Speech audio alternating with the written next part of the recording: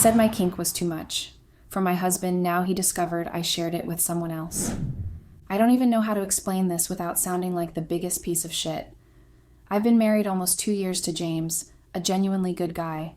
The kind of man people say you're lucky to have, and I know I am, but I still managed to screw it up in the worst way.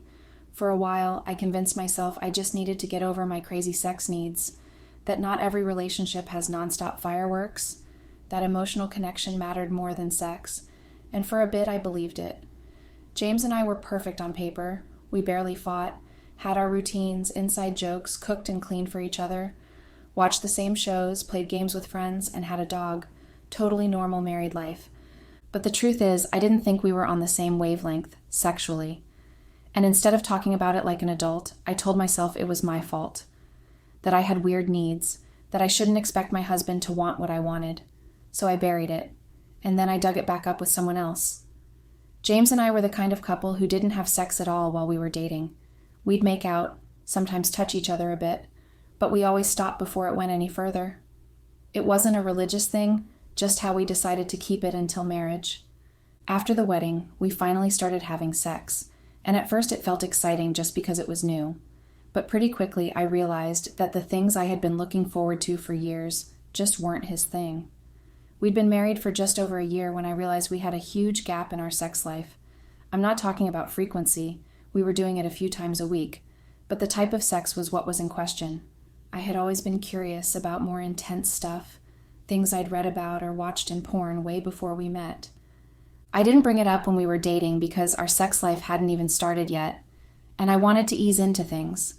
I'd bring up wanting to try anal, or positions that were a bit more intense or different, and he would shut it down right away. He preferred to keep things very basic, same positions, same routine, and nothing too wild, and it wasn't fun at all. I hated that we had to have boring sex that didn't even scratch the surface of what I really wanted. I craved things that were rough, intense, a little crazy like hair pulling, choking, and being pushed against the wall, stuff that would leave me breathless. I'd try to hint at it, maybe grab his hands and put them around my neck, or guide him into a position that felt more raw, but he'd always pull back. And any time I suggested otherwise, he'd either make a face, laugh it off, or flat out say he wasn't comfortable. It left me feeling frustrated because these were things I had fantasized about for so long, and now that I could actually do them with my husband, he didn't want to. Imagine waiting for so long for something, only to be disappointed because you couldn't have it. I wanted him to choke me during sex, and I wanted to take him so deep that I could feel every inch of him in my throat. But he thought all of that was way over the top. Every time I brought something like that up, it was a hard no. The first night I actually tried to push his dick all the way down my throat, he immediately pulled back, freaked out, and yelled at me. He asked if I'd lost my mind, and if I was trying to choke to death. Moments like that kept happening, and after a while, I started to feel like maybe I was just too much, that the things I wanted were too extreme for him, and that I was asking for more than he could ever give me. At some point, I even hated myself for wanting so much, and I honestly thought that I was a weird and terrible person for the kind of sex I wanted and how much I wanted it. Then one night we were at a party with some of my old college friends, and someone suggested we play spin the bottle. It started off innocent, but the dares and questions got pretty personal fast. At one point, a guy named Hector got asked what his favorite hole was, and he laughed and said he couldn't pick a favorite because he loved all of them. The way he said it made everyone laugh, but he also looked right at me for a second, and I felt it. He caught my eyes in that moment. Later, after the game, I ended up talking to him in the kitchen while we were both pretty drunk. I didn't even try to be subtle. I straight up asked if he was into anal. He smirked and repeated exactly what he said during the game, that he loved every hole, like it was the most normal thing in the world. I don't even remember exactly how it happened, but we ended up having sex that night. It was wild, nothing like what I had with James. Hector didn't hold back. He was rough.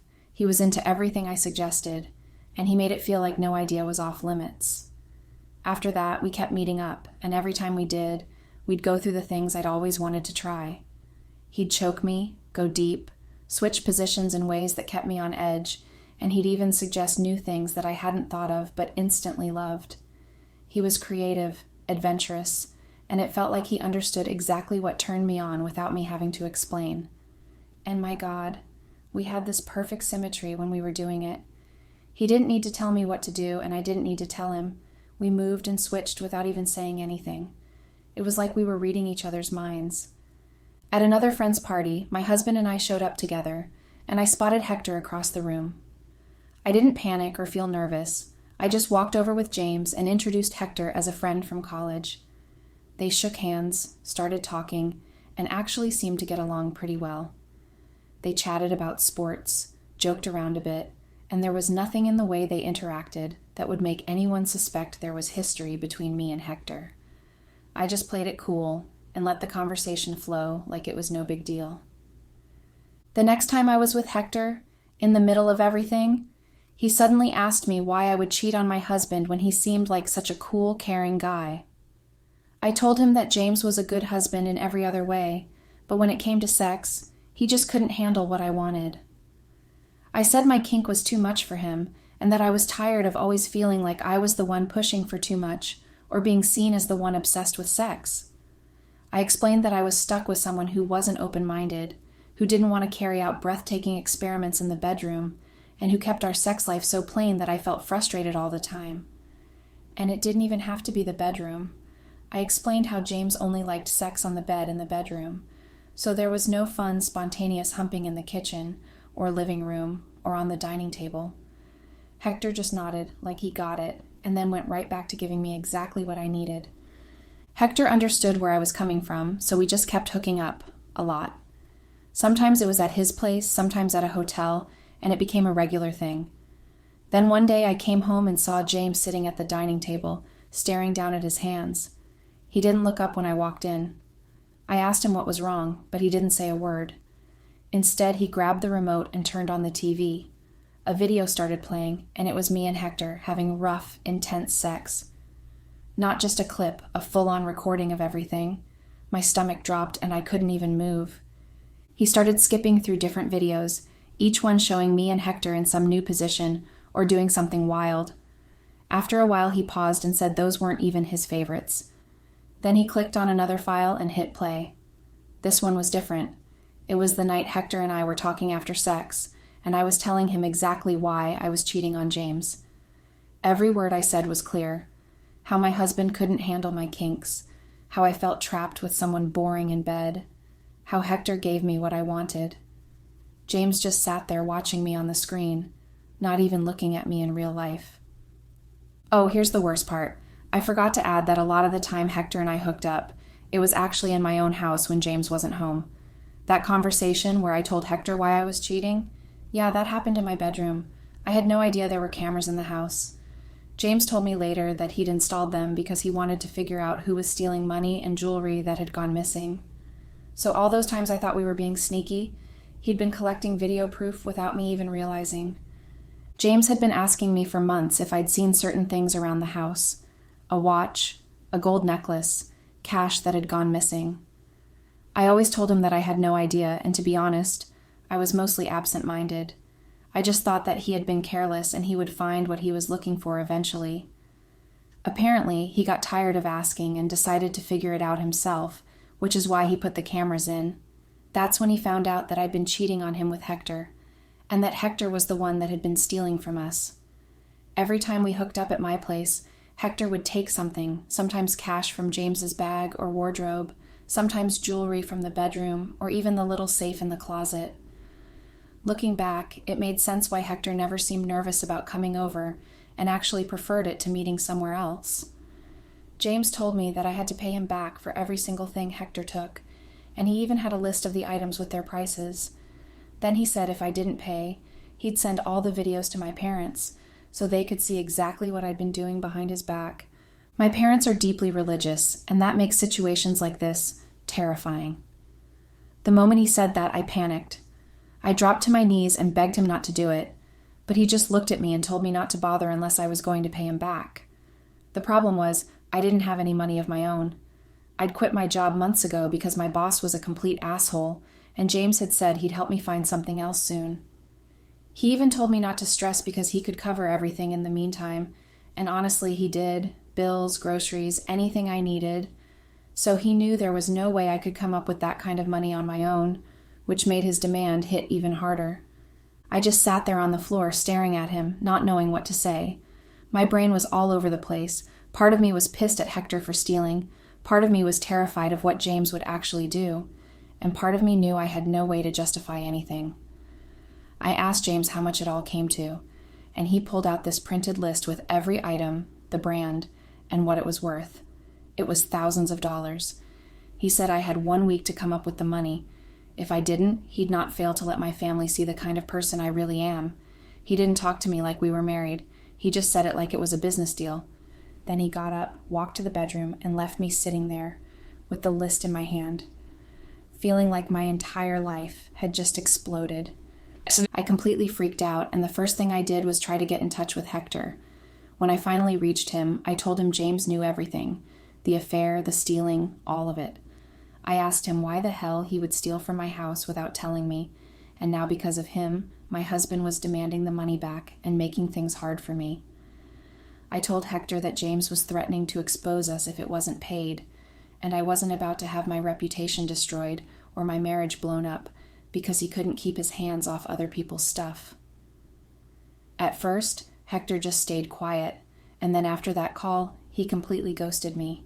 He didn't text or call me again. He wasn't even coming around anymore, nothing from him. It was like he vanished. Meanwhile, James had given me a deadline, about a week, to pay back every cent or face the consequences, and the clock was already ticking.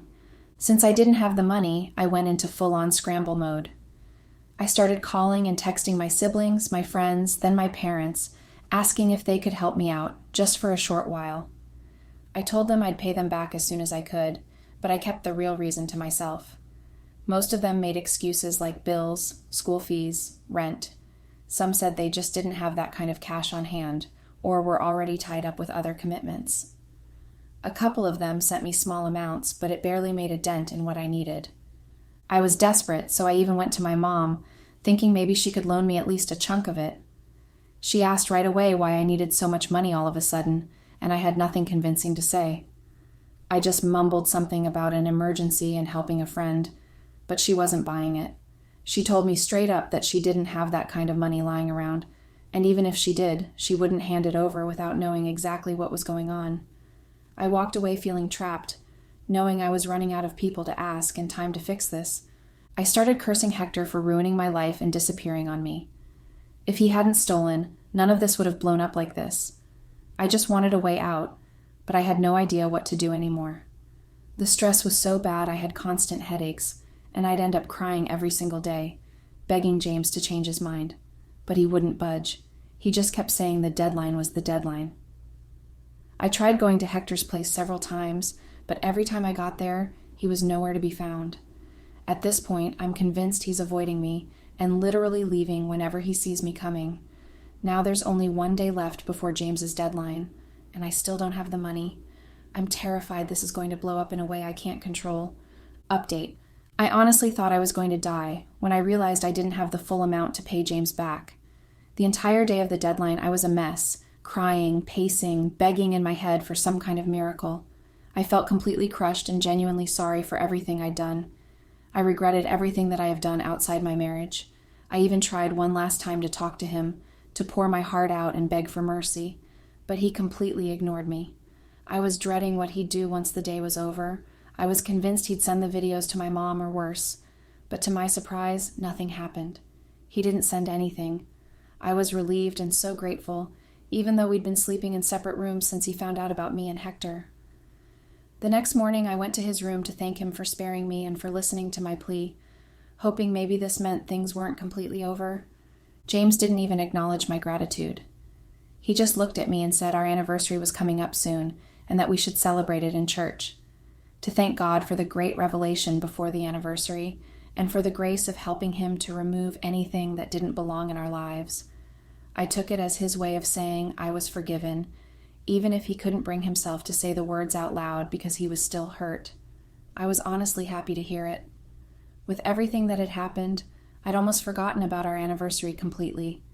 I didn't overthink it, especially since I had half expected him to file for divorce long before then. In the days leading up to the anniversary, Things were still awkward between us. We were still sleeping in separate rooms, and the conversations we did have were short and polite. I figured he just needed more time to heal, and I respected that. I kept telling myself the anniversary would be a fresh start for us, a chance to close this chapter and rebuild. I was genuinely excited because I felt like I'd finally learned my lesson. After everything that had happened, I had no desire to look outside the marriage again. Somehow, all of this had also taken the edge off my crazy sex needs, and I didn't feel like I had to chase that anymore. I forgot to mention earlier that the day after James brought up our anniversary and suggested we celebrate it in church, something happened that I didn't see coming. Hector got arrested. I found out through a mutual friend who messaged me saying the police had picked him up for theft. My heart nearly stopped at first, thinking maybe James had told them about the things Hector stole from our house. When I got home, James confirmed it. He said he'd given the police the footage from our bedroom cameras, not the sex tapes, but the parts showing Hector taking cash and jewelry. That was all they needed to lock him up. Later that evening, Hector somehow managed to call me from the station. His tone was half angry and half pleading. He said I had to come bail him out, that I owed him because we were in this together. I couldn't believe he had the nerve. After everything, the affair, the stealing, him ghosting me when I needed help, he actually thought I'd spend a cent to save him. I told him straight up that I wasn't coming, and that if anyone needed to pay for their sins, it was him. Then I hung up. For the first time after James found out about me sharing my kink, I actually felt a small sense of relief. Maybe karma was finally catching up to Hector, and maybe this was God's way of taking the attention off me. I didn't care what happened to him as long as it kept the spotlight off my mistakes for a while. In my head, I started thinking maybe the anniversary really would be a turning point for us. Maybe this nightmare was almost over and we could start fresh. I went to bed that night clinging to that hope, not knowing what was still waiting for me. When our anniversary finally came, we went to church like James suggested. During the service, the pastor invited us to the front for a special prayer and asked if we wanted to share a testimony about our marriage. I took the microphone and I started talking about how good James had been to me, how strong our marriage was despite the challenges, and how grateful I was for him. But as I was speaking, I started noticing people in the congregation looking down at their phones, whispering, and even gasping. A few were passing their phones to others, and the atmosphere shifted so fast it made me uneasy.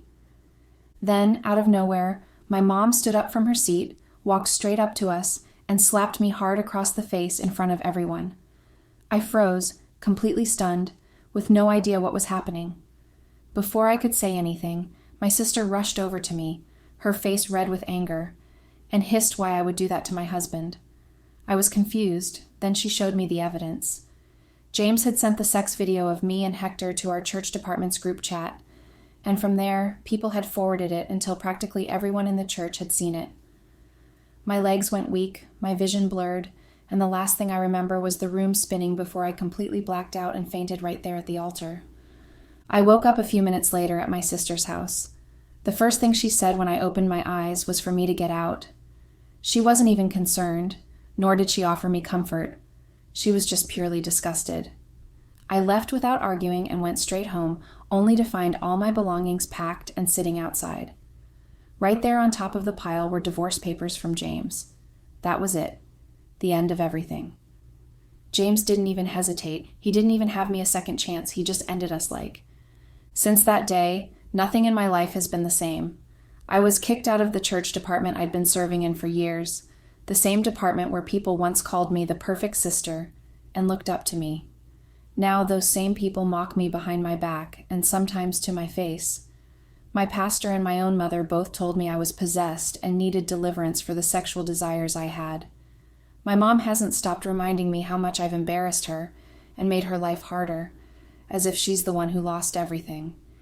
Meanwhile, I'm the one who's been humiliated publicly, abandoned by almost everyone I know, and left with nothing but the pieces of the life I destroyed. I know I brought this on myself. I cheated, I lied, and I let my own desires destroy everything I had, but nothing could have prepared me for the way it all blew up. I've lost my marriage, my home, my friends at church, and even the respect of my own family. Some days I wake up still hoping it's all just a nightmare, but it's not. This is my life now, living with the weight of what I did and the way it all ended. And as much as I hate James for how far he went to get back at me, I hate myself more for giving him the reason to do it.